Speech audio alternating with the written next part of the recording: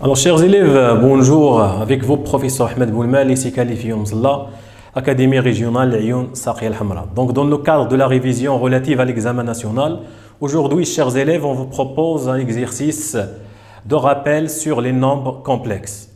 Pour cela, on vous propose le paragraphe suivant qui s'intitule sur la forme trigonométrique d'un nombre complexe. Donc, ici, vous avez quelques opérations, mais avant, on va faire un petit rappel. Bien. Alors, vous savez, si on a z, un nombre complexe, qui est égal à x plus iy. Alors ici, vous avez la partie réelle, la partie imaginaire. Donc, vous avez l'écriture algébrique d'un nombre complexe. Donc, pour passer de l'écriture algébrique à l'écriture exponentielle ou bien à l'écriture trigonométrique, on va suivre les étapes suivantes. Donc, la première étape, c'est on calcule le module de z. Vous rappelez que le module de z, c'est la racine de x carré plus y carré. Après, la deuxième étape, on factorise par le module de z. Donc, vous avez z est égal à x plus y, qui est égal à le module de z, facteur de x sur le module de z plus i. Ici, vous avez y sur le module de z. Après, la dernière étape, x sur le module de z. Donc, ici, vous avez le module. Alors, x sur le module, elle désigne cosinus d'un angle alpha. Alpha est appelé l'argument, plus i sinus alpha. Donc, cette écriture que vous voyez, elle s'appelle l'écriture trigonométrique d'un nombre complexe. Alors, à partir de cette écriture, je peux déduire facilement l'écriture exponentielle. L'écriture exponentielle n'est rien que le module de z exponentielle et alpha. Donc voilà qu'est-ce qu'on entend par l'écriture d'un nombre complexe. Maintenant, je vais appliquer ce qu'on vient de voir sur ces deux exemples. Donc le premier exemple, on a le nombre complexe A est égal à 2 plus 2. Donc voilà votre nombre complexe. On a dit, la première étape, c'est le module de Z. Donc ici, on a le module de A, c'est la racine de 2 au carré plus 2 au carré. Alors 2 au carré plus 2 au carré, c'est la racine de 8 qui est égale à 2 racine de 2. Bien. La deuxième étape, on va revenir à A et je factorise par ce module. Donc 2 racine de 2, facteur 2. Donc 2, ça devient 2 sur 2 racine de 2 plus 2 sur 2 racine de 2 i qui est égal 2 racine de 2. 2 sur 2 racine de 2, lorsqu'on va simplifier, ça va être 1 sur racine de 2 qui n'est rien que racine de 2 sur 2 plus racine de 2 sur 2i. Bien sûr, vous savez bien, racine 2 sur 2 pour cosinus, c'est p sur 4. Donc, est égal 2 racine de 2, facteur 2, cosinus p sur 4 plus i sinus p sur 4. Donc voilà votre écriture trigonométrique. Pour l'écriture exponentielle, il n'est rien que 2 racines de 2 exponentielle et p sur 4. Donc voilà pour le premier exemple. Maintenant, on va passer au deuxième exemple. Donc deuxième exemple. Donc le nombre complexe suivant, vous avez b est égal à 1 demi moins racine 3 sur 2. Donc les étapes maintenant elles sont claires. Le module de b est égal, la racine de 1 demi au carré c'est 1 sur 4, racine de 3 sur 2 au carré c'est 3 sur 4, qui est égal à 4 sur 4 qui n'est rien que 1. Donc b est égal à 1. Le module c'est 1, je factorise par 1. Donc, on n'a rien fait. Si je factorise par 1, elle reste 1 demi moins racine 3 sur 2, qui est égal à 1 facteur. 1 demi n'est rien que cosinus p sur 3. Ici, vous avez un moins. Faites attention. Et sinus p sur 3. Or, cette écriture, est-ce qu'elle représente une écriture trigonométrique? Bien sûr que non. Vous avez ici un signe moins. Donc, pour se débarrasser de signe moins, on va faire appel aux propriétés trigonométriques. Donc ici, vous avez plus moins, ça devient moins pi sur 3. Cos moins P sur 3 n'est rien que cos P sur 3. Ce moins pour sinus, ça devient I sinus moins P sur 3. Vous savez bien que sinus moins X n'est rien que moins sinus X. La fonction sinus est une fonction impaire. Et la fonction cosinus est une fonction qui est paire. Donc maintenant, votre argument, c'est moins P sur 3. Et votre écriture exponentielle, elle devient 1. Facteur exponentiel moins IP sur 3. Donc voilà pour ce nombre. Maintenant, on passe au nombre suivant. Vous avez donné la forme, ou bien l'écriture exponentielle de A fois B, A à la puissance 4 et A sur B. Pour cela, on va voir un deuxième rappel. Alors, ce rappel, elle porte sur les opérations sur la forme trigonométrique d'un nombre complexe. Bien sûr, si vous avez un nombre complexe A est égal à R facteur de cos θ plus I sinus θ, et vous avez B R' facteur de cos θ' plus I sinus θ', alors on a les propriétés suivantes. Donc la forme trigonométrique du produit A fois B est égale, c'est le module fois le module, c'est R fois R', puis je fais la somme des arguments, θ plus θ'. Donc voilà l'écriture trigonométrique de votre nombre complexe A fois B. Puis vous avez A sur B. Donc A sur B, le module sur le module, R sur R', facteur de cosinus. Pour l'argument, vous avez θ moins θ', plus I sinus θ moins θ'. Puis, si vous avez A à la puissance N avec N appartient à Z, ici on fait référence à la formule de moins 20. Pour A à la puissance N, cette expression à la puissance N n'est rien que R à la puissance N, facteur de cosinus N θ. Donc le N, il descend ici. Plus I sinus N θ. Donc cette formule, elle s'appelle la formule de Moivre. Bien. Maintenant, on va appliquer ces propriétés sur votre exemple. Donc ici, on vous propose A fois B. On vous propose A à la puissance 4, A sur B. Bien sûr, en se basant sur la première question qu'on a déjà faite. Bien. Pour la première question, vous vous rappelez que on a pour A, donc A, on a trouvé 2 plus 2i, on a trouvé le module C, racine de 8, 2 racines de 2, cos P sur 4, plus I, sinus P sur 4. Pour B, on a trouvé le module 1, cosinus moins P sur 3, plus I, sinus moins P sur 3.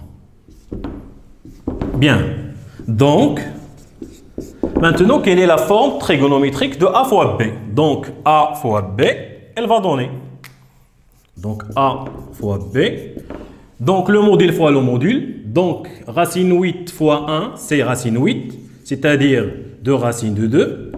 Facteur de cosinus. Puisque ici, vous avez un produit, on va faire la somme des arguments. C'est P sur 4 plus moins P sur 3, c'est-à-dire moins P sur 3 plus I sinus P sur 4 moins P sur 3. Et maintenant, le reste, ce n'est que des calculs simples. 2 racines de 2, facteur de cosinus. Donc, P sur 4 moins P sur 3, le dénominateur commun, c'est 12. Ça devient moins 3, ça devient 3P moins 4P, c'est moins P sur 12. Plus I sinus moins P sur 12. Donc, voilà votre écriture trigonométrique. Bon, si vous voulez l'écriture exponentielle, bon, c'est simple. Vous n'avez qu'à mettre 2 racines de 2 exponentielle moins P sur 12.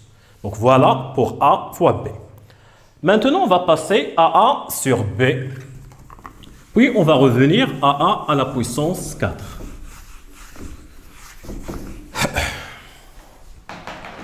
Alors, A sur B. Donc, on a A sur B est égal, donc le module sur le module, racine de 8 sur 1, facteur de cosinus, puis vous avez θ moins θ'. Ça va être P sur 4 moins P sur 3. Donc, ça devient P sur 4 moins c'est plus P sur 3. Plus I sinus P sur 4 plus P sur 3. Qui est égal, donc 2 racine de 2, facteur de cosinus. Alors, P sur 4 plus P sur 3. Donc, le dénominateur commun, c'est 12. 3P plus 4P, c'est 7P sur 12. Plus I sinus 7P sur 12. Qui est égal, donc la forme trigonométrique, qui est égale à, pour l'écriture exponentielle, c'est 2 racines de 2, exponentielle I 7P sur 12. Maintenant, il reste A à la puissance 4. Donc, pour A à la puissance 4, donc ici, on va mettre d'après Moivre. Donc, A à la puissance 4, elle va devenir, donc, racine de 8 à la puissance 4, facteur de cosinus, donc 8P sur 4, donc 8P sur 4, plus I sinus 8P sur 4, qui est égal, racine de 8 à la puissance 4, c'est 8 à la puissance 2, c'est 64. 8P sur 4, c'est cosinus de P plus I sinus de P. Et si vous voulez l'écriture exponentielle, c'est 64 exponentielle I de P. Remarque au passage, vous pouvez avoir une question, par exemple, vérifie que A à la puissance 4 appartient à R ou bien appartient à IR, c'est-à-dire soit réel ou bien purement imaginaire. Vous pouvez remarquer que ici 64, cos de P n'est rien que 0 dans le cercle. Or, cos 0 n'est rien que 1. Donc ici, ça devient 1. Et sinus de P, c'est 0. Donc à la fin, vous pouvez avoir A à la puissance 4 n'est rien que 64. Cos 0, c'est 1. Et 64, il appartient à R+. Donc vous pouvez avoir ce genre de questions. On peut vous demander dans l'examen de prouver ou bien de vérifier que A à la puissance 4 appartient soit à R plus ou bien R moins ou bien appartient à IR, c'est-à-dire qu'il est purement imaginaire. Dans ce cas, lorsqu'on vous demande de montrer qu'il est purement imaginaire, il faut que la partie réelle soit égale à 0, il faut qu'il reste la partie imaginaire. Bien. Donc voilà pour ce paragraphe. Puis, un deuxième paragraphe qu'on vous propose, chers élèves. Voilà un nom complexe. On considère ce nom complexe. A est égal à 1 plus cos P sur 4 plus I sinus. Vous avez 3 petites questions. Alors, cet exercice, ça peut vous rappeler l'examen 2015 qui a été refait. En utilisant la linéarisation de cos carré, prouver cette égalité. En utilisant la formule de Moivre, prouver cette égalité. Et bien sûr, l'objectif de l'exercice, c'est de déduire la forme trigonométrique de A. Alors, bien sûr, pour la première question, en utilisant la linéarisation. Donc, pour la linéarisation, voilà un petit rappel des deux formules de Euler. Vous avez vu dans votre cours, cosinus est égal exponentielle ix plus exponentielle moins x sur 2. Et sinus x est égal exponentielle ix moins exponentielle moins ix sur 2i. Voilà les deux formules de Euler. Et vous avez une petite généralisation. Lorsqu'on aura besoin de cette généralisation, on va y revenir. Si vous avez exponentielle iax plus exponentielle moins iax est égal de cos ax. Et si vous avez exponentielle iax moins exponentielle moins iax est égal de i sinus ax. Bien. Alors, on revient à notre exercice en utilisant la linéarisation. Donc, on va revenir à la linéarisation de cos carré. Donc, question A. Donc, linéarisation. Donc, linéarisation de cosinus au carré x. Bien.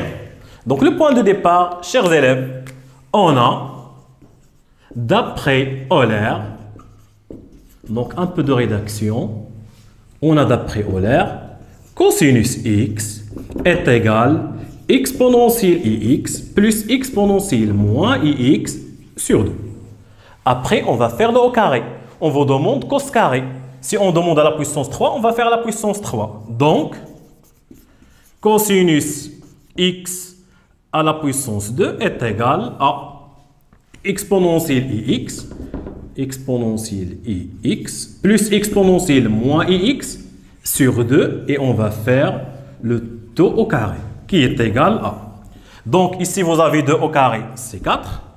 Puis une petite identité remarquable, a plus b le taux au carré, c'est a au carré, c'est-à-dire exponentielle i de x plus 2 fois a fois b exponentielle ix fois exponentielle moins ix plus b au carré exponentielle i de x qui est égal à.